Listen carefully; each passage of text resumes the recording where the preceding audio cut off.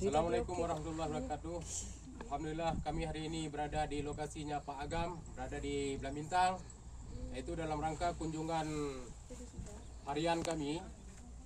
Kebetulan hari ini kami datang ke sini bersama Pak Budi Pak Prabowo.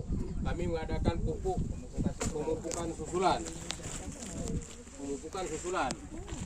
Di mana padi pada saat ini pertumbuhannya sudah sangat bagus, tapi terkadang ada juga lahan-lahan ataupun padi yang tidak merata kena pupuknya. Maka pada hari ini petani Pak Agam ini akan memberi pupuk usulan. Nah, ini padi pun pada lahan yang lain kami melihat padi ada terserang pada hama, ya, bermacam-macam hama. Ini umur padi pada saat ini berada sekitar 2 bulan. Ini pengairan pun alhamdulillah cukup. Airnya cukup.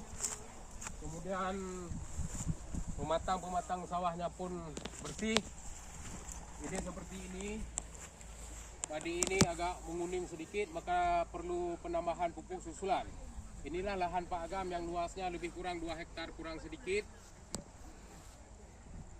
Jadi semacam ini padi sudah mulai keluar malai sebahagian. Kemudian padi ada juga yang terserang hama. Ada hama ulat.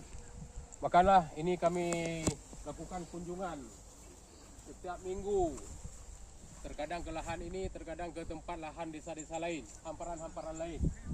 Inilah penyuluh dari Blambintang, semua berkreasi pada tanggal 10 Februari 2025 untuk ketahanan pangan. Bagaimana pencapaian pangan pada tahun ini agar sukses semua petani di Aceh Besar ini bisa panen, bisa berlimpah dengan rahmat Allah, insya Allah.